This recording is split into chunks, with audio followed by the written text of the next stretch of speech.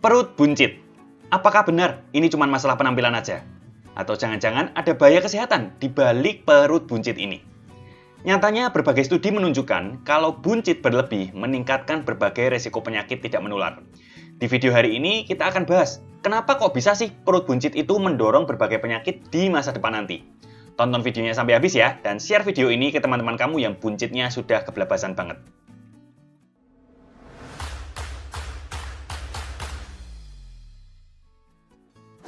Sebelum mulai cerita hari ini, kita perlu buat kesepakatan dulu nih. Buncit yang dimaksud itu sebenarnya seperti apa sih? Karena ini penting nih. Pernah nggak kalian ketemu cewek yang badannya sepertinya ya langsing-langsing aja, perutnya rata-rata aja, bilang dirinya buncit? Ini mah masalah gambar diri doang ya, nggak pedean. Nah, jadi perlu diperjelas lagi, perut buncit itu sebenarnya seberapa sih, biar patokan kita sama. Definisi buncit sendiri di KBBI itu adalah besar perutnya. Disebut juga gendut katanya di situ. Sayangnya, patokan ini kurang jelas juga ya. Besar itu seberapa kan perlu dispesifikan lagi tuh. Nah, tapi di sini ada kata gendut, yang kalau dicari lagi di KBBI, gendut itu bisa diartikan perutnya sampai bergantung. Nah, kira-kira berarti penampakannya buncit itu seperti ini ya. Supaya lebih detail lagi, kita persempit deh. Buat saya, buncit itu artinya obesitas sentral, alias kegemukan di area perut atau abdomen. Di Indonesia, obesitas sentral berarti lingkar perut 90 cm ke atas buat pria dan 80 cm ke atas buat wanita. Menariknya, untuk jadi obesitas sentral ini, seseorang tidak harus kelebihan berat badan loh. Jadi bisa aja berat badannya normal-normal aja tuh, tapi perutnya buncit. Makanya disebut obesitas sentral. Sentral kan tengah tuh, jadi kelihatan obesitas tapi di tengah tubuh aja, alias di perut aja. Terkadang di kalangan fitness disebutkan juga tuh, orang dengan tubuh seperti ini istilahnya skinny fat, alias kurus iya, gendut iya. Buat kamu yang buncit seperti ini, kamu nggak sendirian sebenarnya. Karena temennya itu banyak banget. Data dari Riset Kesehatan Dasar Indonesia di tahun 2018 kemarin menyebutkan jika 31% penduduk kita itu obesitas sentral. Berarti hampir 1 dari 3 orang itu buncit. Ingat, itu angka di tahun 2018 dan angka ini diprediksi naik terus. Oleh sebab itu, penting banget untuk kita tahu dampak dari perut buncit ini. Ternyata, dampak kesehatan dari obesitas sentral ini banyak loh. Karena obesitas sentral itu menandakan visceral fat kamu bisa aja tinggi. Visceral fat ini adalah lemak di sekitar organ. Berbeda dengan lemak subkutan yang ada di bawah kulit. Organ kita kan ada di badan atas ya, sampai perut ya. Makanya visceral fat tinggi juga akan mendorong perut kita tuh makin maju dan akhirnya nampak buncit. Di studi ilmiah ada yang namanya TOFI phenotype. TOFI itu thin outside, fat inside.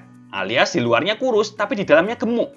Lihat deh gambar berikut ini. Nah, kedua gambar ini adalah hasil scan MRI dari cowok yang BMI atau IMT-nya itu mirip-mirip. Malah sebenarnya BMI-nya itu tinggian yang kanan dikit nih kalau kamu baca keterangan di bawah tuh. Nah, lihat yang kuning-kuning itu adalah lemak. Nah, yang cowok di kiri, kuning-kuningnya itu banyak di dalam perut area organ. Itu adalah visceral fat. Sedangkan yang kanan, banyak kuning-kuningnya itu di dekat kulit. Itu lemak subkutan. Nah, resiko kesehatannya itu lebih besar yang kiri, meskipun BMI-nya, IMT-nya itu mirip-mirip. Dan kalau kamu perhatiin sekilas di area perutnya nih, kelihatan kan yang kiri itu perutnya lebih besar daripada yang kanan. Alias penglihatan mata saya sih, harusnya lingkar perut pria yang kiri itu lebih besar dibandingkan pria yang kanan. Walaupun sebenarnya hal ini tidak dijelaskan di penelitian tersebut ya. Karena lemak visceral ini ada di dekat organ, ada beberapa mekanisme yang membuatnya berbahaya bagi kesehatan. Yang pertama nih, ada teori yang disebut dengan portal teori.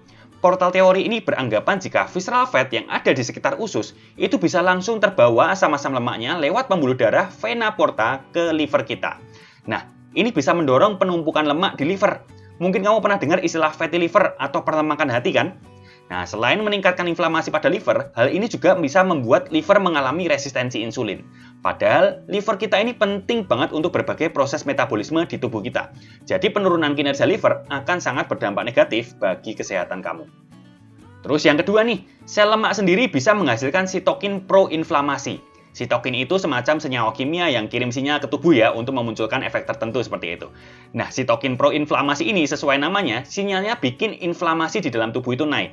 Padahal umumnya orang buncit nggak sehari 2 hari buncitnya, tapi kan lama ya, itu dibawa terus tuh buncitnya.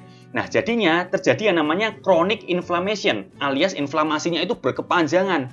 Hal ini tidak baik untuk tubuh kita, bisa memunculkan radikal bebas lebih banyak dan akhirnya memunculkan lagi-lagi dampak buruk seperti kerusakan pada pembuluh darah, hipertensi, dan resistensi insulin tadi yang nantinya berujung ke komplikasi lainnya. Terus yang ketiga, Penumpukan lemak pada visceral fat itu menunjukkan jika lemak subkutan alias lemak di bawah kulit itu tidak sensitif untuk menimbun kelebihan energi. Jadi kalau misalnya ada orang yang konsumsi energinya berlebihan gitu ya, makanya kebanyakan makanannya tinggi kalori, terus jarang olahraga pula, nah kelebihan energinya itu larinya ke lemak yang ada di dalam tubuh. Nah masalahnya, lemak di dalam tubuh itu tidak hanya visceral fat, yang diartikan lemak di sekitar organ tadi, tapi ada juga yang namanya ectopic fat. Nah, ectopic fat ini artinya lemak tersimpan dalam jumlah yang abnormal di dalam jaringan selain jaringan lemak. Seharusnya lemak kan disimpannya di jaringan lemak, di body fat seperti itu. Tapi ini, ectopic fat ini malah tersimpannya di jaringan organ lain. Contohnya seperti lemaknya numpuk di otot tuh, lemaknya numpuk di pankreas, lemaknya numpuk di liver, dan bahkan lemaknya numpuk di jantung, itu bisa. Nah, kalau organ-organ tersebut tiba-tiba ketumpukan lemak yang seharusnya tidak ada di situ, ya tentu kinerjanya jadi turun. Mau tuh tiba-tiba kinerja ototmu turun, tiba-tiba kinerja pankreasnya turun, tiba-tiba kinerja jantungnya turun. Kan kita nggak mau ya. Nah, oleh karena berbagai mekanisme inilah, perut buncit berlebih disebut berbahaya bagi kesehatan kita.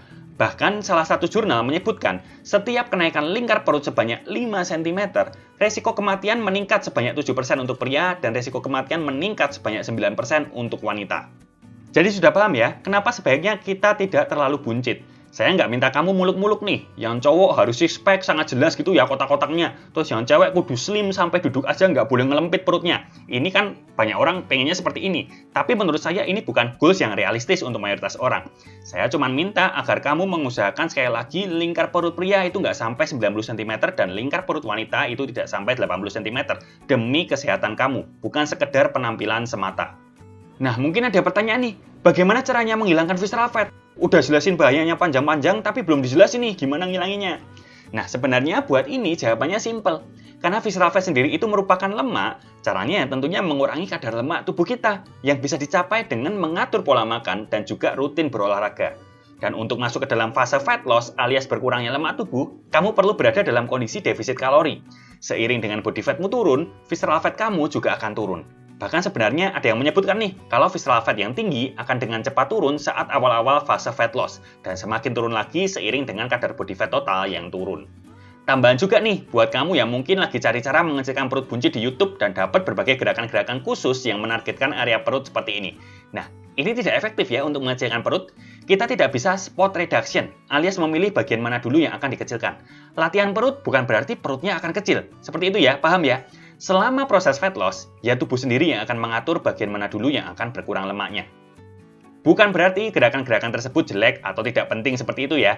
Tapi, sekali lagi, melatih otot perut itu untuk meningkatkan kekuatan otot perut, bukan untuk mengecilkan perut.